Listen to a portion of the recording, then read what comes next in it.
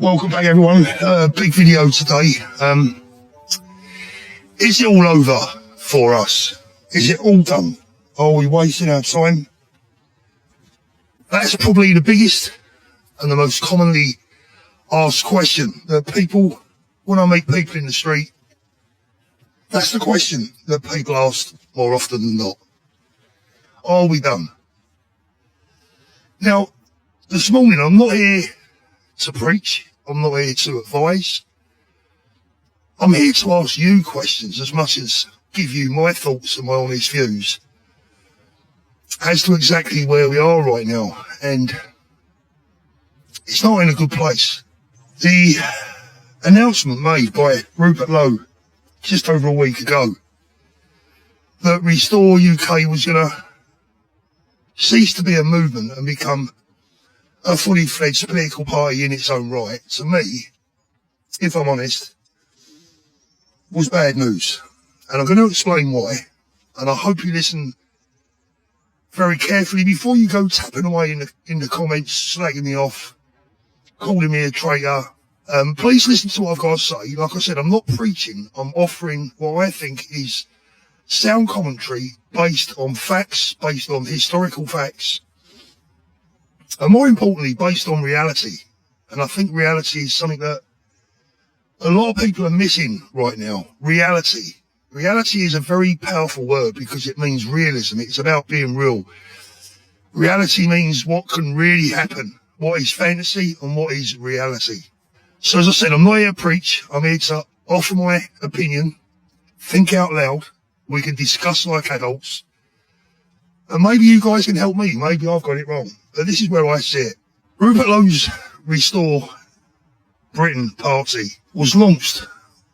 And following that launch was a mass euphoria. It was like a shot of morphine, if you like, into the arm of the nation. And we've seen that with Restore's membership figures going from, pretty much, I don't know how many they had, say 20, 30,000 up to 70, 80,000. No doubt by the end of this week, the middle of next week, it's going to be 100,000 plus, possibly, maybe. And those numbers have been built on euphoria, hope, dreams. People thinking, at last, we have a Churchillian leader that can win back our country. Now, this is going to be a long video because I'm going to go through a number of things here, and I really, really hope that, most importantly, the people that doubt what I'm going to say or that disagree with me will listen till the end and hopefully consider very carefully what I'm saying and give it some thought. Now, one of the most popular things that Rupert said during his video, a video viewed multiple millions of times, which shows you the need for the message and the popularity of the message. But I spoke a minute ago about realism, so let's talk about realism for a moment. Rupert said we will deport millions. And it will be painful. Well, he's right about one thing. It would be painful. Painful beyond belief. Painful beyond anything that this country has ever experienced. And I include the Second World War in that. Bear with me. I would like to know, because I've often said on this channel that talk is cheap. It's very easy to say the right thing, but backing it up and making those things happen is something entirely different. So, again, forget the fact whether I agree or disagree with Rupert's points. I mean, would I like to deport millions from our country? Yes. If I'm honest, I would. Absolutely. I think there are millions of people back home in the UK that probably don't belong there. And in many cases, in many instances, certainly and definitely don't belong there. But the point is, whether I agree with Rupert or not doesn't matter. And whether you agree with him or not doesn't matter. That's not the question. The question is this. What does deporting multiple millions of people from the UK, what does that look like? And how would it work? And he also spoke about deporting people from the NHS that don't speak fluent English. A lot of people at first sight might go, yeah, that's a good idea. I want my doctor to speak fluent English. And by the way, so do I. The reality is, if you remove all of those people from the NHS, the ones that don't speak perfect English, and that would depend on your definition of perfect English, wouldn't it? There'd have to be some kind of test. Imagine trying to work that one out. What does that look like? How would that leave the NHS, for an example? I know The nurses that currently nurse a beloved member of my own family don't speak perfect English, but they do a job that, trust me when I tell you, none of us would want to do. How are we going to replace those people quickly? Like I said, talk's cheap. Now, deporting millions of people, and I use the NHS as an example. It's an example that's often used, right? But just remember, the last time you or your mum, your dad or another loved one was in the hospital, did everyone that looked after them and took care of them, did they speak perfect English? Consider that for a moment. If you was in a road traffic accident this afternoon, God forbid, or if one of your children was involved in a road traffic accident, what would you rather have? Would you rather have someone looking after them and saving their lives that didn't perhaps quite speak the Queen's English perfectly, and that would include me, by the way, and save their lives, or would you rather they died because no one was available that spoke perfect English? It's a serious question and one to consider. But the harsh reality of deporting millions of people, what does that look like? How would it work? And what would it lead to? That's the most important question. I'm going to go through the pros and the cons. So like I said, it's going to be a long video. I hope you bear with me.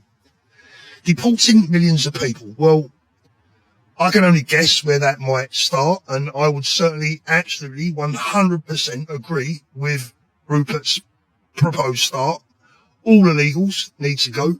Anyone that is here abusing our system needs to go.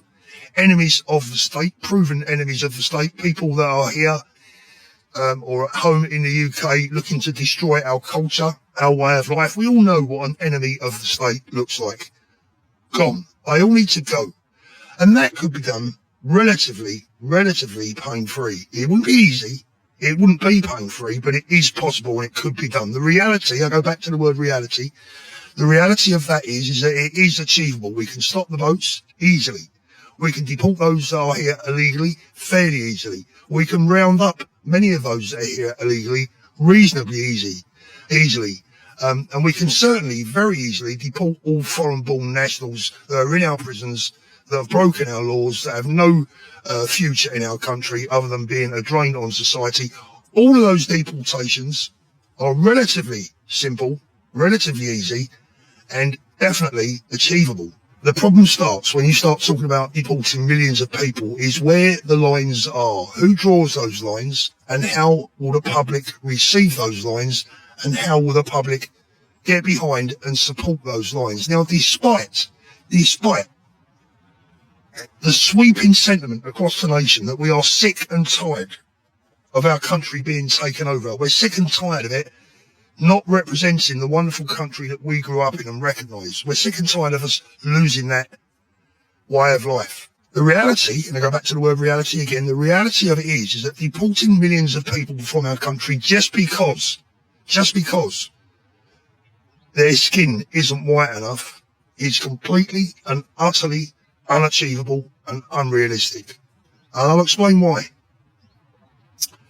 Firstly, how many people in the United Kingdom would get behind a political party? And again, I'm not preaching, I'm asking you the questions. These are questions for you to answer if you don't agree with me. Where do you think the ceiling is for a hard right political party that would deport, let's give you an example, say Nigel Benn. Nigel Benn was born in this country, he served the British Army, he's very patriotic. I knew Nigel quite well back in the day, loves England, loves his country, very proud of it, very proud of his service to the armed forces. Married at the time to a white girl. They gave birth to a son, Connor, who is mixed race. Connor Benn, also married, also has children, third generation. Are you going to send Connor Benn's children and Connor Benn and Nigel Benn back to the countries where their grandfather, father and great-grandfather came from? Is that what you're going to do? And how would you do that? You would need an army of 250,000 men strong to make that happen. And by the way, in doing that, not only would you turn mixed race people against you, not only would you turn anyone of colour against you, not only would you turn everyone of every other religion against you, you would turn just about every country in the world against you. In other words, it's a battle that you could not win. There's no realism in that now. Back in the 1970s, 60s, 70s, it may have been possible. May have been. Today, it's impossible. Whether you like it or not, the realistic side of this is it is impossible. And the ceiling for those that would support such a move, and the ceiling that is there for the ethno-nationalists, the people that are suddenly very, very noisy, making a lot of noise, believing in their minds that Britain can one day be 95%, 99% all white again, are living in cloud cuckoo land. Those days have gone, and it's not going to happen. And I know that some of them will be spitting feathers listening to me say that, but prove me wrong. Don't just tap away in the comments and abuse me. Tell me how, realistically, you would achieve that without the bloodiest civil war the world has ever seen. Tell me how you're going to achieve that. And the proof of the pudding, and I'm going to give it to you right now, and this is the cold, harsh truth of the matter. I remember the National Front back in the 1970s. At their height, I believe, from my research this morning before making this video, the National Front, at its peak, had about 20 to 25,000 members across the whole of the United Kingdom. Less than your average Premiership home game. Your average Premiership football attendance, 20 to 25,000 members. The British National Party were at their peak, 2009, 2010. From my research this morning, which actually I'm wondering if it is true, because it did seem quite low, but it says 12,000 members. Well, let's say it was double that. Let's say it was 24,000 members. Again, your average attendance of a championship football game, football match. Not very many people, is it? 20 to 25,000. If we step forward to 2026, Rupert Lowe's party, and I'm not suggesting that Rupert Lowe's party is a modern day version of the BNP or the National Front. Of course not. I don't believe that Rupert is like that at all. But some of the people that are following him, some of the people that are potentially in his ear, some of those people that are convincing him that he is the Messiah, I believe, most likely belong in that ethno-nationalist category. And I think Rupert is very naive to let these young men in his ear and to influence him and convince him that he can do in 2026 what the National Front and the BNP failed to do in the past. I've often say, if you want to know about the future, look at what's happened in history. The bottom line is, whether you like it or not, it's never going to happen. And it would only lead to a civil war like you would not believe. And this is where, I hate to say it, but credit to Nigel Farage. Nigel Farage is intelligent enough to know this. And when he said during his interview that if we alienate the whole of Islam, we will lose, a lot of people, myself included at the time when I first listened to it, thought, you bloody coward. You traitor. How dare you say that? But it's been in my mind since, considering what Farage said and the way he said it, that he might actually have been issuing a warning. It might have been quite a prophetic message, because there's not enough indigenous white British people that would support that cause. You're talking about a very small percentage of the country that would get behind those beliefs, get out on the streets and make it happen. Again, you know, I talk about realities. This is the reality. Maybe, just maybe, Nigel Farage was issuing a warning. Maybe he was saying, look, you've got to be a bit more sensible about this, chaps, right? You've got to be a bit more realistic. And this is why I'm so pissed off that Rupert didn't have it in him to get behind Ben Habib and Advance UK. Now, I was watching Alex Phillips yesterday, and she had a couple of guests on. I didn't catch who they were.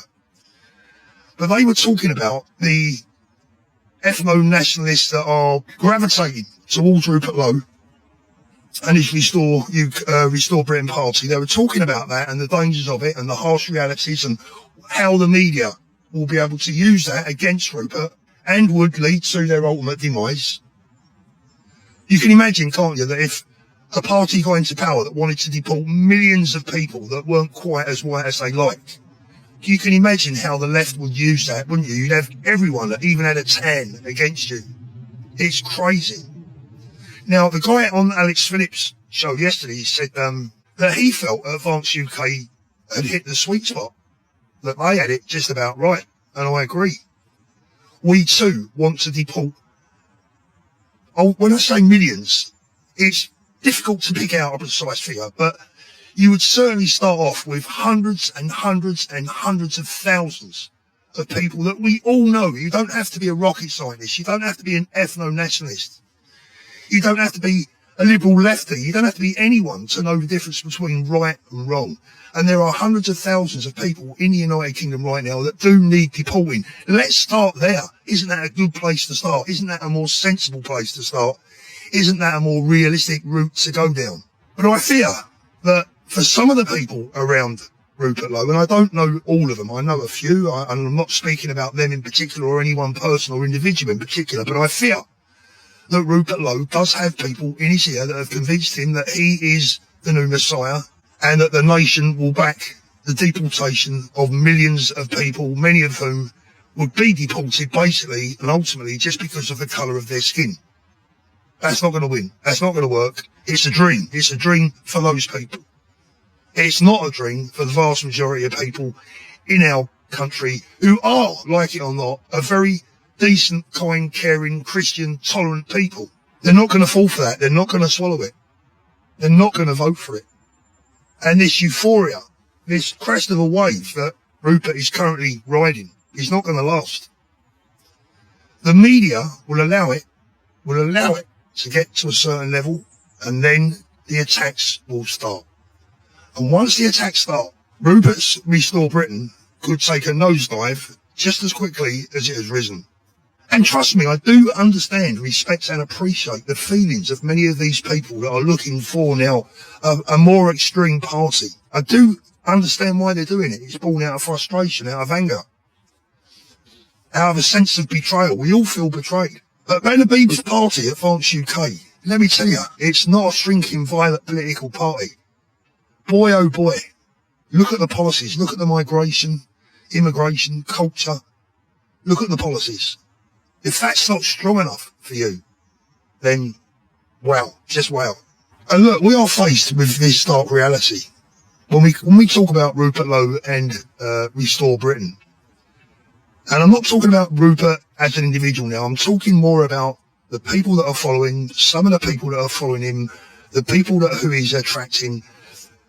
Let's face facts.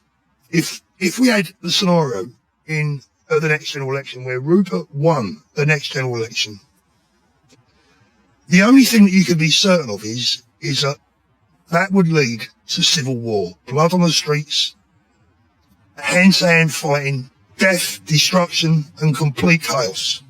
Division like you have never even considered. If the ethno-nationalists got a hold of what Rupert is doing. The other option, the other consideration, is that the nation rejects Rupert Lowe's Restore Britain party, rejects Ben Habib and Advance, rejects Reform, rejects anyone from the centre over to the harder to the right. Let's say that Labour was to win, or an unholy alliance of Labour, the Greens, the Independent Islamists, even a few Lib Dems thrown in. There's nothing much Lib Dem about the Lib Dems these days, is there? Let's say we had the unholy alliance of that little lot back in Parliament.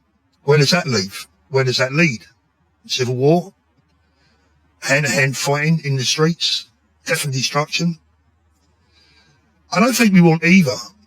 I don't think we want either. We don't want ethno-nationalism getting in the way of winning back our country. Ethno-nationalism is not going to lead to victory. It will lead to defeat. And like I said, whether you agree with me or not, whether you like it or not, is really irrelevant. I asked you to think of the realities. Look at the realities.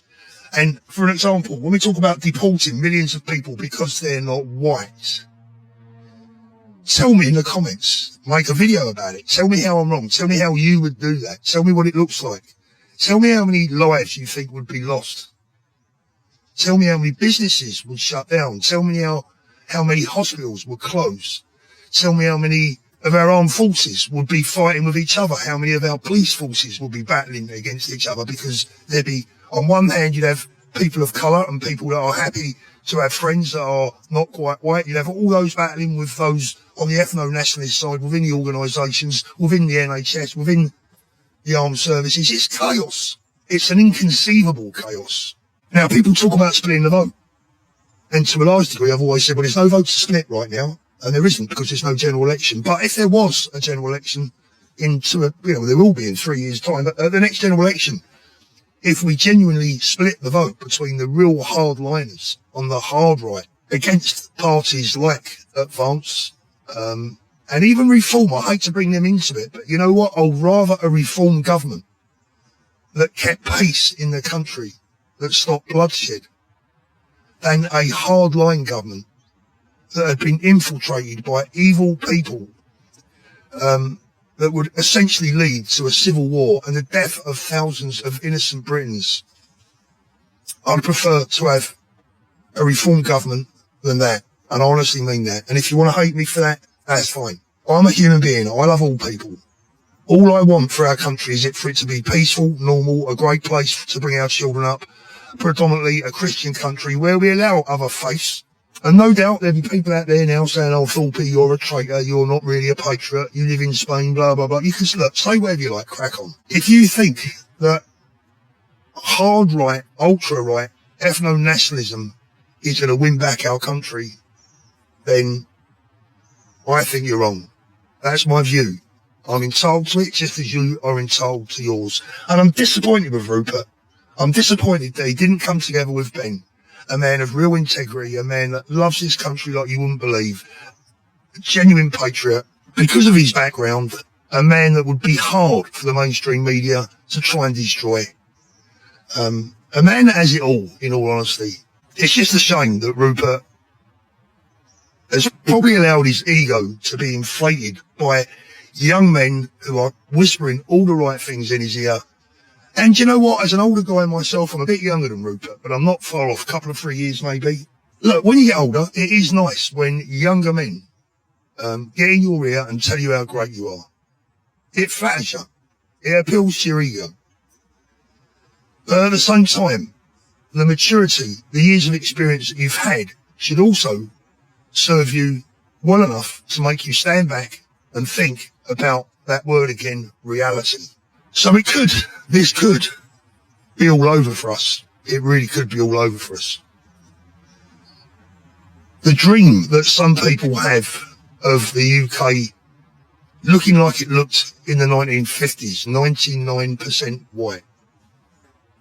That dream is gone, it's over, and it ain't happening. Not without a civil war that we would lose. And when I say we would lose, that's not a coward comment. It's a comment of reality. How many, I ask you again, how much of the British nation would take to the streets and go to war with people who are not the same colour as they are? How many? 5,000?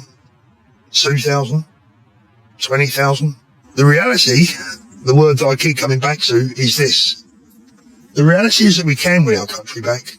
We can make it a Christian country that maintains our culture, is proud of our history, our heritage, a country that flies the Union flag in all the classrooms from all the buildings in our country, that puts our statues up with pride, that honours our forefathers, that honours our history and what we've given to the world. We can have that country. We can have that country back. We can safely deport hundreds of thousands of foreign-born criminals and illegals and people that just don't belong in our country. We can deport those people. That is a reality. It can be done. It can be done under an advanced UK government. It could have been done under a reformed UK government if they hadn't have lost their bowl completely and have gone down a completely middle-of-the-road, conservative, almost Lib Dem route. Nigel Farage, I repeat, had it all and he blew it. Advanced UK hit the sweet spot. And I believe that Rupert has done us a disservice in the respect that Ben Habib, let's face it, let's be truthful, because I'm always truthful with myself. I look at realities. Let's be realistic. Benny's going to struggle on his own. He's not as well known as Rupert. He's not as well respected as Rupert nationally. Not as many people know who Ben is. They don't understand him. They've not seen him before. Rupert is miles in front as far as his personality and his exposure is concerned. And instead of bringing that power to Ben and unifying us all and potentially ridding us of Nigel Farage and his party of pretenders, well, I'm afraid I think Rupert made the wrong decision. He listened to the wrong people. He's acting out a dream, a fantasy that is unrealistic. It will attract big support, including my own support to a large degree, but I refuse to support the ethno-nationalists. I refuse to support those that want to deport Conor Ben's children. I refuse to support those who want to deport the nurse from Singapore that takes care of one of my family members. I refuse to want to deport those people because I don't think that's for the good of the nation. And I certainly don't think it's good for peace and cohesion in our nation. Those are my views, and I'll stand by them and I'll stick by them. Advance UK is a very, very hardline, strong, patriotic party with morals. And that is where my loyalty lies. I like Rupert as an individual, but I'm disappointed in him. I'm disappointed that he didn't take up the opportunity of a lifetime, in my opinion, the genuine opportunity to save our country. If Rupert loves his country as much as he says he does, he wouldn't necessarily change his tune, but he might change his tactics, and he might change some of the people around him that are whispering in his ear, and probably not doing him any favours, and certainly not doing the nation as a whole any favours. Realism, reality, everyone. Do we want peace? Do we want freedom? Do we want our country back? Do we want to get rid of all those people that hate us? Absolutely. Do you want to extend that to anyone with a suntan? Definitely not. And it ain't going to work. And we wouldn't win. Let me know what you think. Am I right? Am I wrong? Am I living in cloud cuckoo land? Or have I got a good grasp of the reality of the situation back home? My loyalty, for what it's worth, and it's not a lot, but my loyalty remains with Ben Habib, a man of integrity, a man that has got it right, a man that has looked at it with a more realistic long-term view, a man that has younger and older people around him, a man with a college that listens to its members, a democratic party, a party for the people, a party that cares. And this is not meant to be a party political broadcast for Advance UK, far from it. What it is, it's an appeal to everyone on the right side. Not even on, this is not about left and right, this is about right and wrong. It's about people who believe in things that are right, that are realistic, that are humane, that will maintain peace and harmony and cohesion in the country.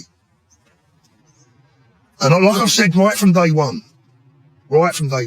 this is not about the colour of people's skin, it's about the colour of their hearts. And if we take our eye off the ball, if we allow Rupert's Restore Britain party to take our eye off the ball, we are fucked. Only time will tell. Let me know what you think.